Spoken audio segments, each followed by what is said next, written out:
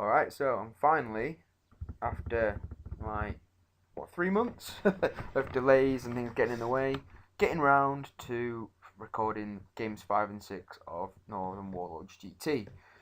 Left it off at game 4, life's kind of got in the way since then, since I've done game 4, so I'm going to get it thrown out here now, games 5 and 6 in quick succession, get it wrapped up, and you can see what happened at the end of the tournament.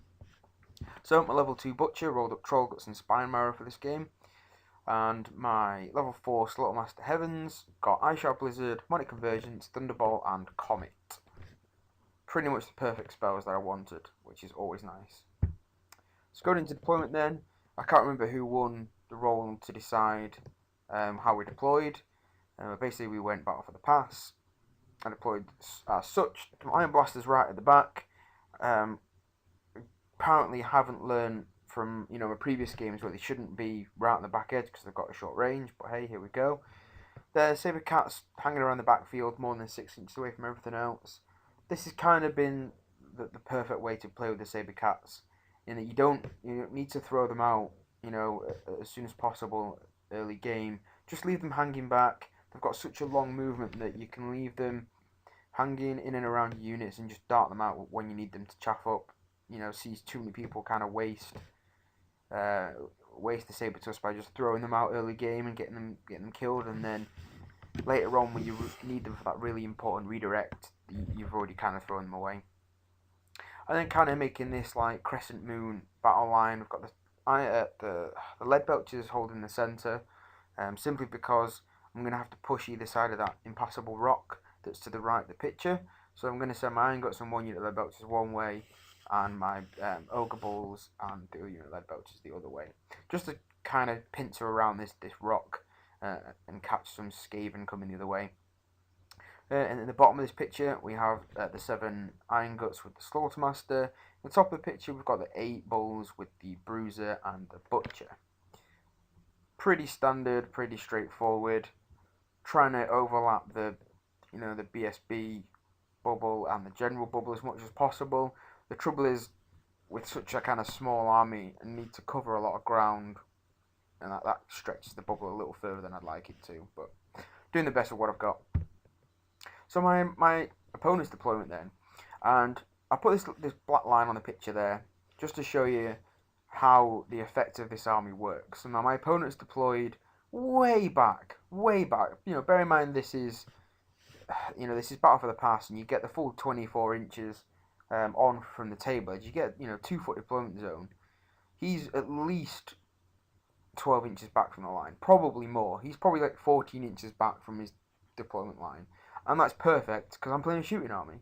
And I think this is what people see when they play ogres. They panic, they get scared, they don't want to be in combat with ogres, and it's pushed him back. When I'm perfectly happy with this. I've got a lot of range threat, a lot of range damage. I am perfectly happy for him to sit back, be further away from me, give me more time to shoot him, more time to magic him. And I think this is kind of the effect of how this army played out. Is people don't really want to engage it, but you can't really sit back from it either. And this picture of this deployment, I think really kind of sums up how that effect works on people. So my opponent's deployment is pretty standard Skaven army. He's got 2 warp lightning cannons. One's right in the top picture, in the top left of the board as we're looking at it, and one's kind of in the middle of the board. Then he's got a big unit of Plague Monks with the Plague Furnace. In front of them is a couple of Rat Darts and a Doom Wheel. Then he's got like 3 bricks of 40 slaves. Obviously, 5 wide and deep. Then he's got another couple of Rat Darts and a Doom Wheel down at the bottom of the picture. And in the centre there, kind of blocked by the building, but turn 1, we kind of finagle things a little bit. Is a big unit of Storm Vermin with all his characters in. His general, his BSB, all manner of crazy characters in there. Notably, my opponent didn't have the Storm Banner, didn't have the Doom Rocket. As far as I remember, I don't remember him firing it at any point. But this game was a while ago. But I'm pretty sure he didn't have the Doom Rocket. But he does have Warp Lightning Engineers in each one of his Skaven units. Just, I think, basically to give him that bump in leadership. So on to turn 1, the Ogres do win when they turn to go first, and we just basically push everything forward like this. Even though I've got a lot of range damage, I'm kind of far away. I need to close the gap a little bit. Again, paying for the mistake of having my my Iron Blasters so far back. They've got no shots turn 1 really. Really need to start learning to basically put one in each flank on the deployment zone line, and just really push them forward and make them a threat early on. The only thing really that I do is magic. I cast a Thunderbolt at his Doomwheel, get 6 hits, do 5 wounds, kill the Doomwheel. That's a good start. In turn, it panics the Rat Darts. One of them runs straight off the board, and the other one is kind of just there, and he's going to run off the board. He's going to fail to rally and run right off the board in my opponent's next turn if I forget to mention it now. So that's not a bad pickup. Get rid of 2 pieces of chaff and a Doomwheel. That's, that is a very good first magic phase, a very good Thunderbolt there from the Slaughtermaster. So in response, Skaven just kind of push forward, and you see there that the Stormvermin have kind of gone around the building. They're a little further back than where they are. They've kind of just swift reformed and gone around the building. But for next turn, we know that they can't march up. It was a weird situation. It was late in the day, and I kind of just said, look, just put them there. We know where they are. We'll sort it out next turn. Everything kind of moves forward. Doomwheel rolls up a bit. Rat Darts move up a little bit. Kind of cautiously. I mean, I've got a lot of range threat. He should probably closing the gap a little quicker than he is at the moment. I'm actually afraid of a lot of his units in combat just because of the static res. Ogres aren't particularly good at getting over static res, and he's got a lot of attacks there. The bane I find of playing Ogres is just lots of attacks. Can kind of handle elite troops because we've got lots of wounds, but if you've got lots of attacks at average strength, Ogres kind of struggle with that. So I think lost an Iron Gut to Scorch, I believe, in his magic phase, or some shooting here and there. That's really happens. So once at Ogre turn 2, the Gorger comes on in the perfect position here in the backfield. Cannon. Magic phase, put down a Comet in between all his units. So, he's got some decent sized units there. If the Comet can help, start chipping away some ranks here and there, I'm very happy with that. And in the shooting phase, an Iron Blaster takes out his Doomwheel, but everyone passes their panic tests. Skaven turn 2 then continue to push up. The Stormvermin, I think, are basically just sat on my Comet, I believe. Well, it looks like, no, some damage has been done, I think. So maybe the Comet has come down. I don't know. We'll know in the next picture if the Comet's come down or not. Basically, Skaven just moving forward. Nothing really of note. I've taken care of the main threats. So in the Skaven turn, I think he probably did have a Doom Rocket because I've taken a hell of a lot of casualties on my Iron Guts. So I think he just hit them with both Warp Lightning Cannons. Got good strength, good rolls, and just decimated the unit. And that's really all that happened. Again, a lot of his magic is out of range at the moment. I think he cast Scorch again, and I stopped it because there was nothing else he could really do with his magic. So at the start of Ogre 3, the Slaughtermaster jumps out of the Iron Guts and into the Lead Belchers. He'll be a little more safer in there. Probably going to lose my Iron Guts at this point, but I'd rather lose the Iron Guts and keep the Slaughtermaster, right? So he's going to jump out the unit and stay safe. And the Gorger, of course, charges the Warp Lightning Cannon. He should pick that up, no problem at all. The rest of the lines just shuffle around. The cats are moving over ready to redirect the Plague Monks. That's only really the only unit I'm afraid of is the unit of Plague Monks. So they've got so many attacks. They're going to go before me. I can't really put anything into that unit. I will just get absolutely decimated. Put another Comet down. So it looks like the previous Comet has come down and it's done. Chipped off a rank or so off each unit, which is really, really helpful. It damages the leadership, it damages their steadfast ability in combat, which is really, really helpful because I've got small units dealing with large units of infantry. Even though it's terrible infantry, I need to get up over that static res. So, Comet's really doing some work here. And I've put another one down. Grut Sickle is just so useful. So useful for, pushing through lots of spells in a turn. Shooting Phase, Iron Blaster misfires. Loses its cannon. The other Iron Blaster takes a shot at the Plague Furnace. Hit it, but I think he passes his ward save.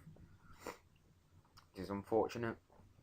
And for the entire game, for the first sort of 3 times that I hit the Plague Furnace, I forget to roll for the guy riding it separately. I just kind of roll the 1 wound, roll the 1 ward save for the actual wagon itself. I don't completely forget to roll to wound the guy that's actually riding on top of the Plague Furnace for like the first 2 or 3 times that I hit it, which was quite frustrating, to say the least. And of course, the Gorger picks up the Warline Cannon, no problem at all. Skaven turn 3 then, things continue just to push forward. Pushed out a Rat Dart to try and track him up a little bit, but I'm just going to leave it there, it's absolutely fine. Because it's blocking him more than it's blocking me. I'm just going to back up and do some shooting. In the magic phase, he casts Scorch, which does a wound, and it forces my lead belchers to panic, which has my Slaughtermaster in it, which is very unfortunate. Very, very unfortunate indeed. Over turn 4, the lead belchers fail to rally, which is, always well appreciated. You see the top of the picture, the Saber Cat has moved up to chaff up for the Plague Monks, and they're frenzied, so when they charge him, they're going to fold around the side, facing towards the centre of the table, and overrun that way, just jam up his lines even more. So Saber Cat's absolutely proving the worth on their 21 points there, superbly. And the Gorger, of course, charges the other Warp Lightning Cannon. He's already made his points back, and this is just bonus. Gorger really, really proving his worth in this game. Comet comes down and just decimates the units. I mean, I take like minimum 8 off each unit, which is just so helpful. Considering it hit, all 4 of those units in the centre of the picture there. Just took like 8 Storm Vermin, 10 Clan Rats, 8 Clan Rats, 10 Clan Rats, just absolutely decimated him. Fantastic use of Comet. Doing so much work this game, whittling down these units. Skaven turn 4 then, he goes ahead and he charges, excuse me, he charges my 2 Iron Guts with the Slaves. Now that's kind of dicey.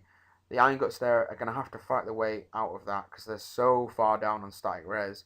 He has like charge and 3 ranks. I have a banner. So I'm down by 3 already. And I'm only leadership 7. Maybe I'm 8. No, they do have the standard disciplines. Yeah, they're probably leadership 8. But still, I'm down by 3. No BSB around. I need to win that combat. Otherwise, I'm in trouble. And at the top of the picture, he, predictably, because he has to, he charges the Saber Cat. And then he throws up his Rat Darts to chaff up my Lead Belchers and to chaff up my Bulls. What he's not realised is actually giving me a perfect opportunity for something that I'm going to show you when it comes to my next turn, which is probably going to win me the game. So close up that combat there, it's going to be dicey. If you can sneak a couple of wounds through, I'm in trouble. And that one there, he's going to completely, obliterate the Saber Cat, but look where he's going to overrun to, right into the middle of his line, just gumming everything up, gumming up his Plague Monks even more. Means just I don't even have to worry about chaffing them up for a turn. Use of the Saber Cat there. Scorch goes off again, kills a Bull, past my panic though, so that's all good. Looks like it's actually done a wound to the Bruiser as well. Goddamn Scorch. So in my turn, actually, the Gorger failed to kill or break the Warp Lightning Cannon, but he does finish it off in my opponent's turn. So took him 2 rounds, but he got there in the end. Stopped him firing, which is important. And of course, predictably, pick up the Saber Cat and overrun to the middle of the table.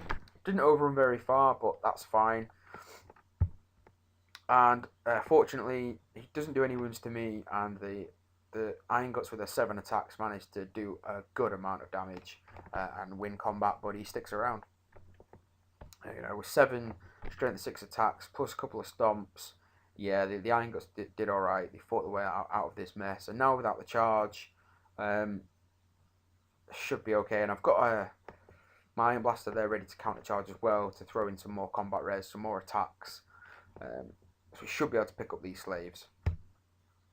Over turn 5, that's what I do then. I charge in with the Iron Blaster. It's going to do his impact hits. It's going to do, you know, an Ogre attack, a Rhinox attack. Hopefully we can do a lot of damage to this unit. And hopefully break them.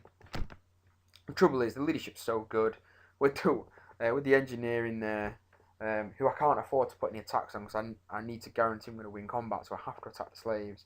I don't have enough spare attacks to, you know, to pick out the engineer and kill him. I have to be sure that I'm going to win combat. With him in there, he's just keeping the leadership so high. We all know how annoying slaves are. But as long as I keep winning the combat, I should be fine, because I'm not losing the points.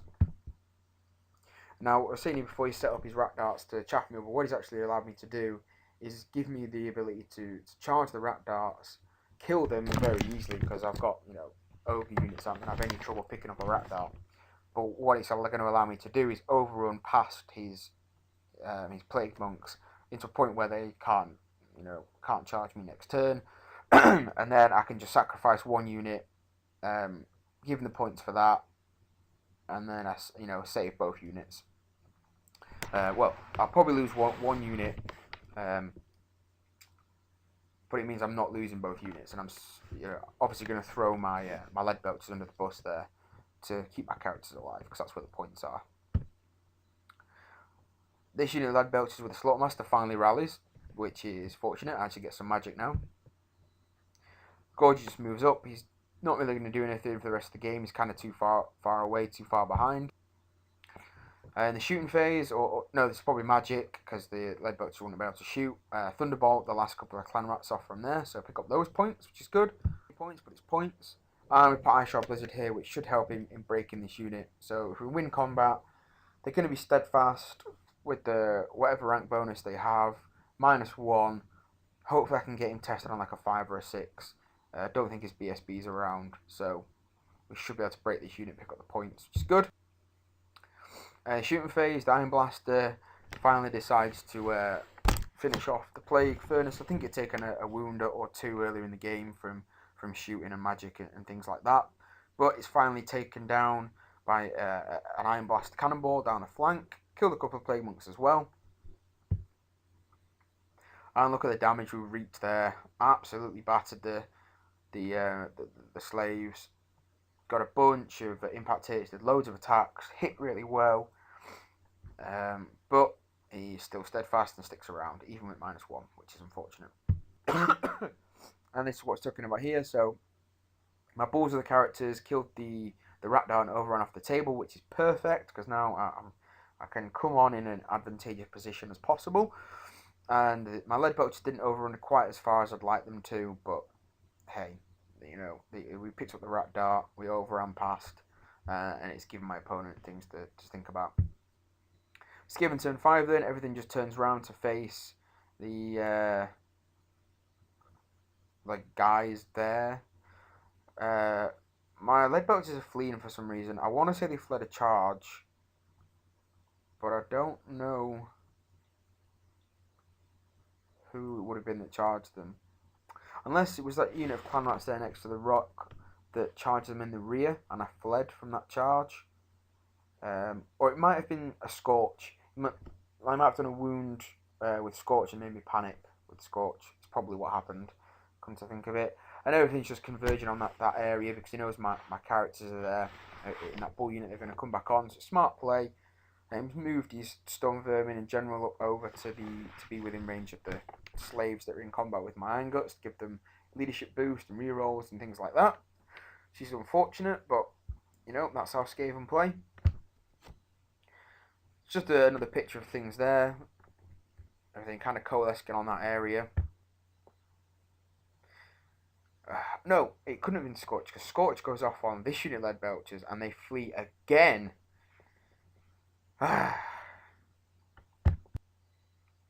Win combat here. Oh no, I apologise. There's still the magic phase. So he sends out a Crack's Call right through my my Iron Blaster. I need to roll a 2, and I roll a 2.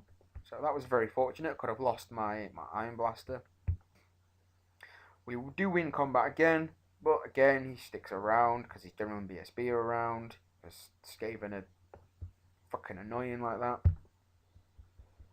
Ogre turn 6. So for whatever made my lead belches flee, I can't remember what it was, but they failed to rally and run straight off the board. Well done, guys. Good effort. Bulls come back on just where they are, and as soon as I made this challenge, I kind of regretted it. I throw my my Iron Blaster into the face of those death frenzied plague monks. Kind of thought it would be a good idea, but all it takes is one bad roll for impact hits and flubbing my attacks, and I've just lost on static combat res, and I'm just going to be absolutely wiped out. My thinking was just pin them in place, so they can't, charge my bulls. But now that they're not in horde formation, I should have just let them charge me. They charge me in the front. I've got characters there. I've got lots of attacks there, lots of wounds. I would win that combat and probably run them down. I think I gave them a little too much credit than what I needed to do. And I'm probably going to lose my Iron Blaster by making this mistake. Fortunately, on our last turn, the Lead Belts and Slaughtermaster rally. The Slaughtermaster's kind of out of range of magic, so I just basically go ahead and put, I think I do Harmonic Convergence. Yeah, Harmonic Convergence and Troll Guts onto the onto the Iron Blaster there, just so give me that as best chance as possible of winning combat. I do fortunately win combat against the Plague Monks. They don't do any wounds to me because they need 6s to wound, but it turns out they have the Flaming Banner, so Troll Guts would have meant absolutely nothing. But fortunately, yeah, he doesn't do any wounds to me. I do just enough to either win combat or meant that my break test wasn't at so much of a negative. So again, kind of lucky there, but we didn't break, we didn't lose Iron Blast, which is important. Skaven turn 6, he charges his Clan Rats into the flank of my Bull unit. Not too worried, so what I'm going to do is I'm just going to move my BSB across, so he's in the flank with the Butcher. So then he's going to need 6s to wound. I've got lots of great weapon attacks going back, and that should, prove to be alright in that situation, but we'll have to see. Yes, this is Skaven turn 6, end of combat.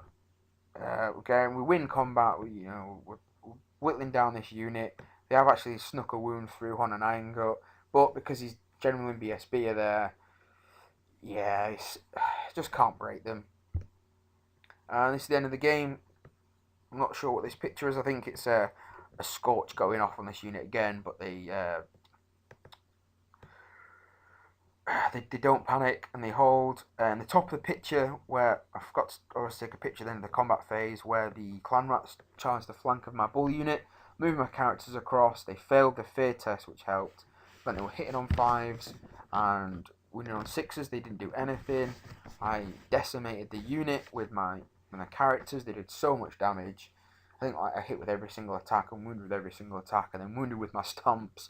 Did so much damage. Broke the unit and ran them down, which is a nice little bump of points because that was the big unit of slaves. I think it was slaves, might have been Clan Rats. It was one of the two.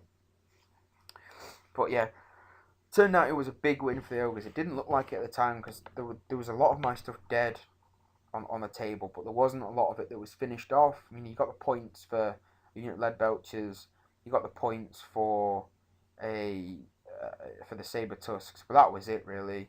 That the Iron Blasters were still up, the Iron Guts were still alive. They only had 2 models left, but they were still alive. The Bulls were still alive. All my characters were still alive.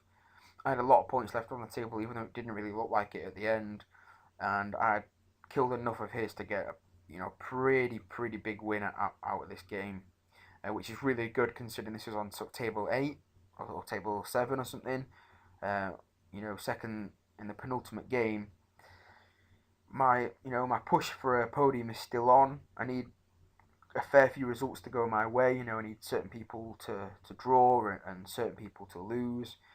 I can afford, certain people to win. The people that are around me at the moment, if they can win, it can still happen. We can still push for a podium. We need another big win in the next game.